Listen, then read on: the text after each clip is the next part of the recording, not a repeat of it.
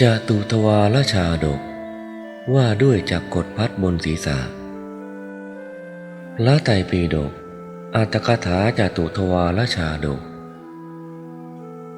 พระศาสดาเมื่อประทับอยู่ณพระวิหารเชตวันทรงปรารภภิกษุผู้ว่ายากรูปหนึ่งจึงตัดเรื่องนี้มีคำเริ่มต้นว่าจัตถวาระมิทังนคลังดังนี้ในอดีตการครั้งศาสนาพระกัสสปะทศพลในเมืองพาราณสีเศรษฐีมีทรัพย์80 โกฏมีบุตรคนหนึ่งชื่อมิตรวินทุกะมารดาบิดาของมิตรวินทุกะเป็นพระโสดาบันแต่มิตรวินทุกะเป็นคนทุศีลไม่มีปัญญาต่อมาเมื่อบิดาตายแล้วมารดาตัวตาดูแลทรัพย์สมบัติวันหนึ่งกล่าวกับเขาว่าลูกรักความเป็นมนุษย์เป็นของที่ได้ยากเจ้าก็ได้แล้วเจ้าจงให้ทานรักษาศีลกระทำอุโบสถกรรมฟังธรรมเถิดมิตรวินทุกะกล่าวว่าแม่ทานเป็นต้นไม่เป็นประโยชน์แก่ฉันแม่อย่าได้กล่าวอะไรกับฉันเลยฉันจะไปตามยถากรรมถึงแม้เขาจะกล่าวอยู่อย่างนี้วันหนึ่งเป็นวันบุรมีโอสถมารดาได้กล่าวกับเขาว่าลูกรักวันนี้เป็นวันอภิลักขิตสมัยมหาอุโบสถวันนี้เจ้าจงสมาทานอุโบสถไปวิหารฟังธรรมอยู่ตลอดคืนแล้วจงมาแม่จะให้ทรัพย์แก่เจ้า1,000เขารับคำว่าดีแล้วสมาทานอุโบสถเพราะอยากได้ทรัพย์พอบริโภคอาหารเช้าแล้วไปวิหารอยู่ที่วิหารตลอดวันแล้วหลับอยู่หน้าที่แห่งนั้นตลอดคืนโดยอาการที่บทแห่งธรรมแม้บทหนึ่งก็ไม่กระทบหูวันรุ่งขึ้นเขาล้างหน้าไปนั่งอยู่ที่เรือนแต่เช้าทีเดียวมารดาของเขาคิดว่า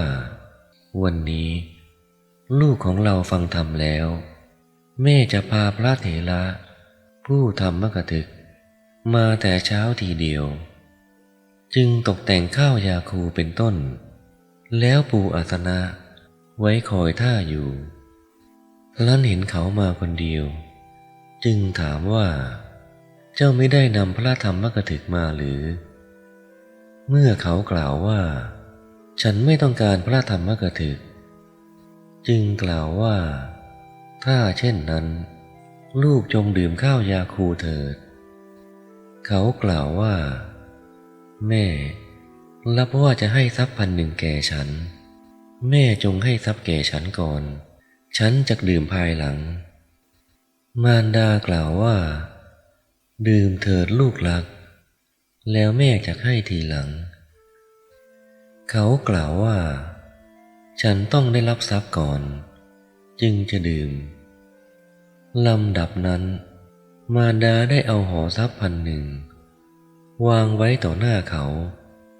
าดื่มข้าวยาคูแล้วถือเอาห่อทรัพย์1,000ไปทำการค้าขายในไม่ช้านักก็เกิดทรัพย์ขึ้นถึง120,000ลำดับนั้นเขาได้มีความคิดดังนี้ว่าเราจักต่อเรือเพื่อทำการค้าขายครั้นเขาต่อเรือแล้วได้กล่าวกับมารดาว่า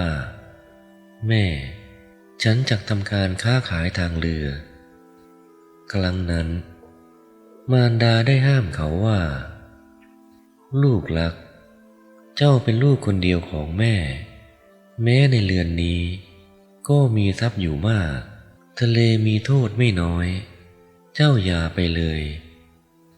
เขากล่าวว่าฉันจักไปให้ได้แม่ไม่มีอำนาจที่จะห้ามฉัน แม้เมื่อมารดากล่าวว่า ลูกรักแม่ต้องห้ามเจ้าแล้วจับมือเอาไว้ก็สลัดมือผลักมารดาให้ล้มลงแล้วข้ามไปลงเรือเล่นไปในทะเล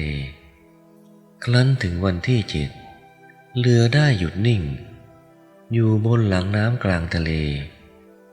เพราะมิตาวินทุกะเป็นเหตุสลากาลกินีที่แจกไปได้ตกอยู่ในมือของมิตาวินทุกะคนเดียวถึง3 ครั้งครั้งนั้นพวกที่ไปด้วยกันได้ผูกแพให้เขาแล้วโยนเขาลงทะเล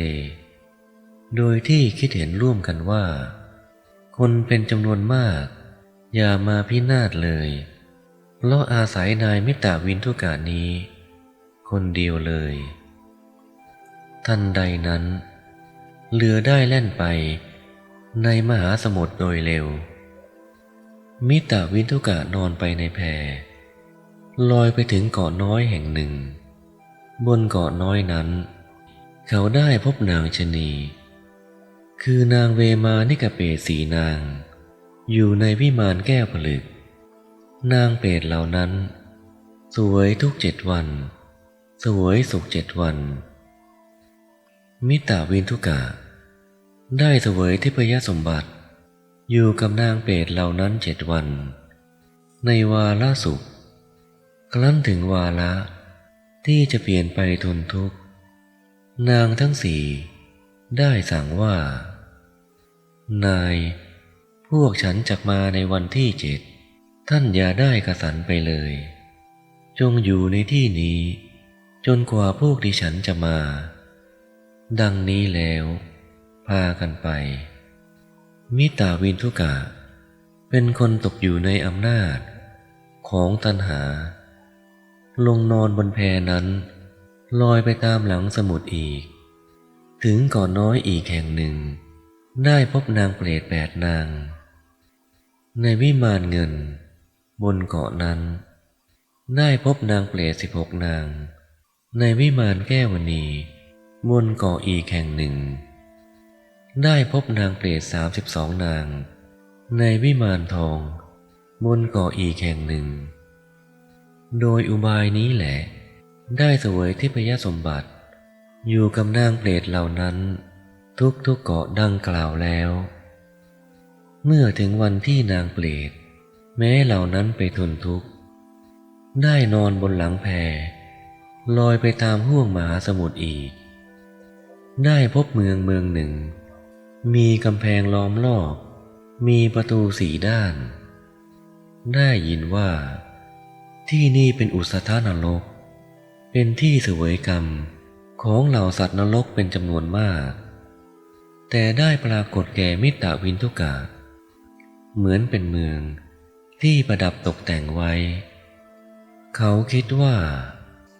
เราจะเข้าไปเป็นพระราชาในเมืองนี้แล้วเข้าไปได้เห็นสัตว์นรกตนหนึ่งทูลจากกฎหมุนเผาผลาญอยู่บนศีรษะขณะนั้นจากกฎบนศีรษะสัตว์นรกนั้นได้ปรากฏแก่มิตาวินทุกะเหมือนเป็นดอกบัวเครื่องจองจำ5 ประการ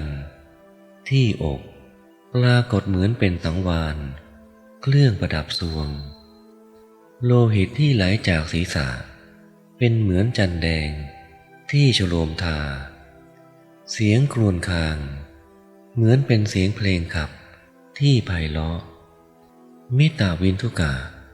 เข้าไปใกล้สัตว์นรกนั้นแล้วกล่าวขอว่าข้าแต่บุรุษผู้เจริญท่านได้ทัดทรวงดอกบัวมานานแล้วจงให้แก่ข้าพเจ้าเถิดสัตว์นรกกล่าวว่าแน่สหายนี้ไม่ใช่ดอกบัวมันคือจักรกลดมิตาวินทุกะกล่าวว่าท่านพูดอย่างนี้เพราะไม่อยากจะให้แก่เราสัตว์นรกคิดว่าบาปของเราคงสิ้นแล้วแม้บุรุษผู้นี้ก็คงจะทุบตีมารดามาแล้วเหมือนเราจะให้จักรกฎแก่มันคราวนั้น สัตว์นรกได้กล่าวกับมิตรวินทุกะว่ามาเถิดท่านผู้เจริญท่านจงรับดอกบัวนี้เถิดแล้วขว้างจากกฎไปบนศีรษะของมิตรวินทุกะจากกรดได้ตกลงพัดผันบนศีรษะเขาขณะนั้นมิตรวินทุกะจึงรู้ว่าดอกบัวนั้นคือจากกรดได้รับทุกขเวทนาเป็นกำลังคร่ำครวญว่าท่านจงเอาจากกฎของท่านไปเถิดสัตว์นรกตนนั้นได้หายไปแล้วคราวนั้นพระโพธิสัตว์เสวยพระชาติเป็นลูกเทวดาล้อมด้วยบริวารใหญ่เที่ยวจาริกไปในอุสธานรกได้ไปถึงที่นั้นมิตรวินทุกะแลเห็นลูกเทวดา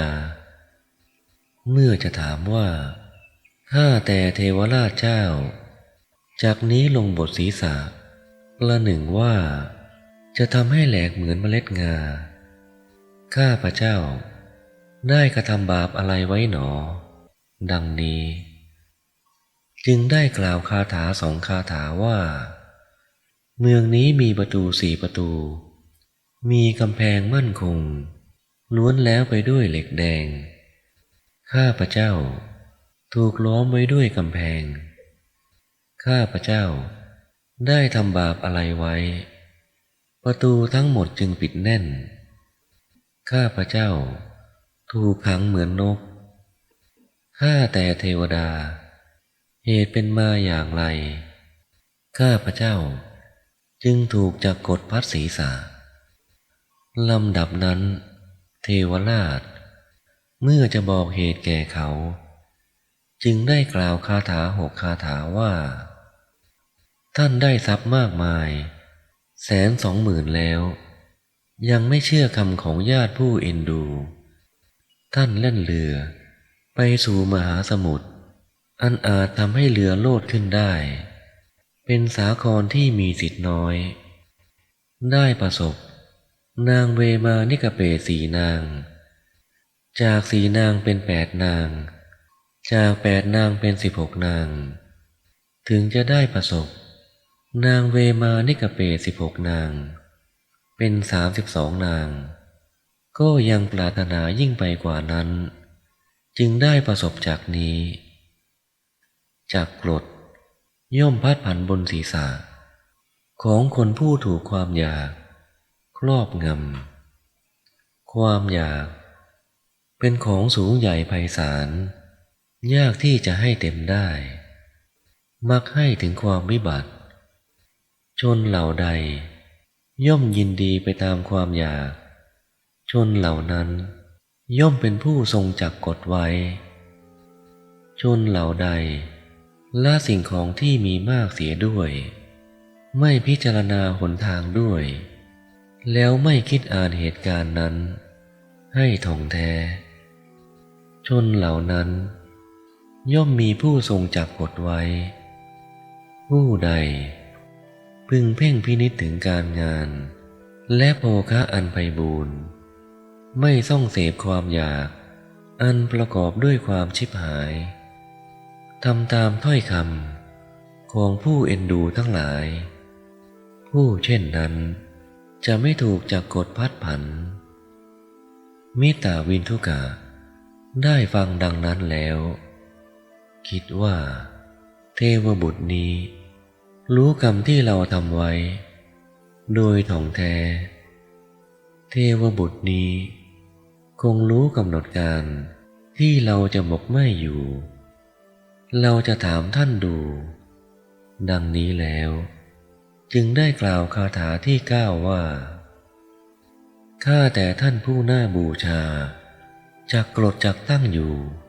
บนศีรษะของข้าพเจ้านานสักเท่าไหร่หนอจะสักกี่พันปีข้าพเจ้าขอถามความนั้นขอท่านได้โปรดบอกแก่ข้าพเจ้าเถิดลำดับนั้นพระมหาสัตว์ เมื่อจะบอกแก่มิตาวินทุกานั้นจึงได้กล่าวคาถาที่10ว่าดูก่อนมิตาวินทุกะท่านจงฟังเราท่านจะต้องทนทุกข์ทรมานไปอีกนานจะพัดผันอยู่บนศีรษะของท่านเมื่อท่านยังมีชีวิตอยู่จะพ้นไปไม่ได้ครั้นเทพบุตรกล่าวคาถานี้แล้วก็ได้ไปเทพวิมานของตนส่วนมิตาวินทุกะก็ได้ดำเนินไปสู่ทุกข์ใหญ่พระศาสดาครั้นทรงนำพระธรรมเทศนานี้มาแล้วทรงประชุมชาดกมิตาวินทุกะในครั้งนั้นได้มาเป็นภิกษุว่ายากรูปนี้ในบัดนี้ส่วนเทวราชในครั้งนั้นคือเราตถาคตชนนี้แล